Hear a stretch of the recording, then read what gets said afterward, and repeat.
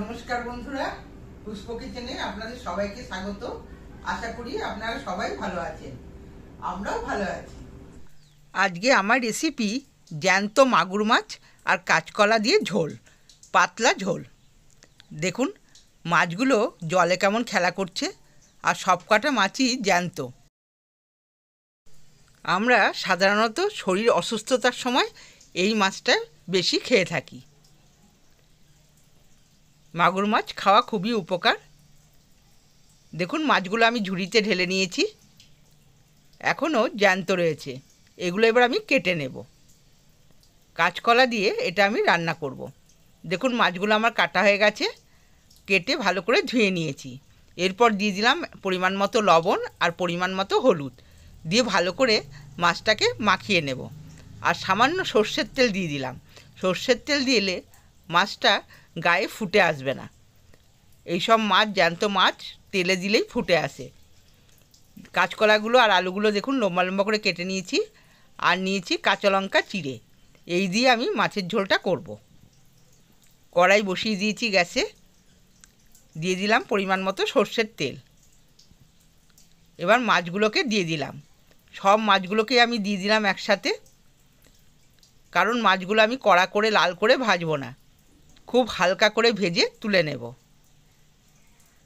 জ্যান্ত মাছ সবসময় হালকা করেই ভাজতে হয়। দেখুন মাছ ভাজাটা হয়ে গেছে, এবার আমি তুলে নিচ্ছি।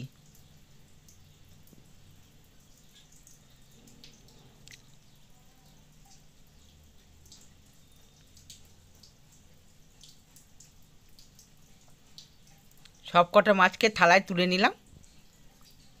এবার ওই কড়াইয়ের তেলেতেই দিয়ে দেবো কালো জিরে।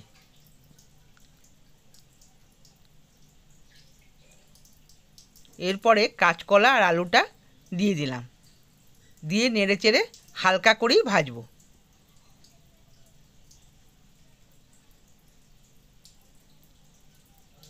পরিমাণ মতো লবণ দিয়ে দিলাম।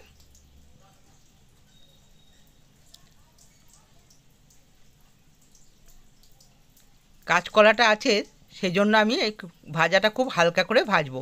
বেশি ভাজলে কাঁচকলাটা খেতে স্বাদ লাগবে না। এবার আমি একটা বোলের মধ্যে নিয়ে নিলাম 2 চামচ জিরের গুঁড়ো, কাশ্মীরি লঙ্কার গুঁড়ো লাল হবার জন্য, আপনারা এটা নাও দিতে পারেন। হলুদের গুঁড়ো দিলাম 1 চামচ, দিয়ে পরিমাণ মতো জল দিয়ে মশলাটা গুলিয়ে একটা পেস্ট আমি তৈরি করে নেব।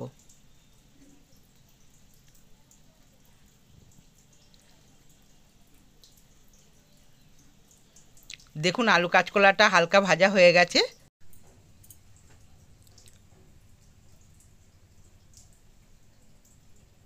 এবার মশলা করে রেখেছিলাম, মশলার পেস্টটা আমি এতে দিয়ে দিলাম। কাঁচা লঙ্কা চেরা সেটাও দিয়ে দিলাম, দিয়ে ভালো করে নেড়ে চেড়ে সামান্য কষিয়ে নেব। আর গ্যাসের ফ্লেমটা একদম লোতে রেখেছি। গুঁড়ো মশলা বেশি ভাজতে হয় না। সামান্য চিনি দিয়ে দিলাম।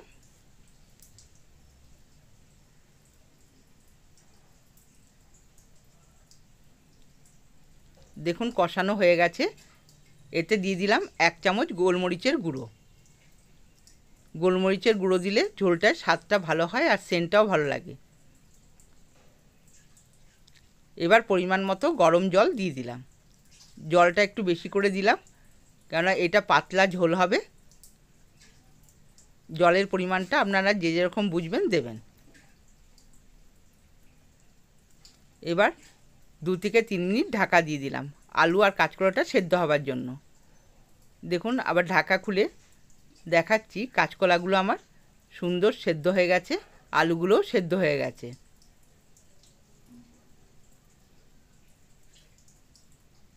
এই ঝোল করতে সময় বেশি লাগে না, আর খেতেও খুব টেস্টি হয়। এবার দিয়ে দেবো মাছগুলো। মাছটা ভালো করে ঝোলের মধ্যে ডুবিয়ে দেব, আর 2 মিনিট ফুটতে দেব। 2 মিনিট 3 মিনিট ধরে ভালো করে এটা ফুটিয়ে নেব। দেখুন হয়ে গেছে আমার মাছের ঝোল। পুরনো বন্ধুরা যারা আমার ভিডিওগুলো দেখছেন, লাইক করছেন, তাদেরকে অসংখ্য অসংখ্য ধন্যবাদ জানাই। আর নতুন বন্ধু যারা আমার ভিডিওগুলো দেখছেন অথচ সাবস্ক্রাইব করেননি, তাদেরকে সাবস্ক্রাইব করে দেওয়ার অনুরোধ রইল। ভিডিওটা আমি এখানেই শেষ করছি। আপনারা সকলেই ভালো থাকবেন, সুস্থ থাকবেন। ধন্যবাদ।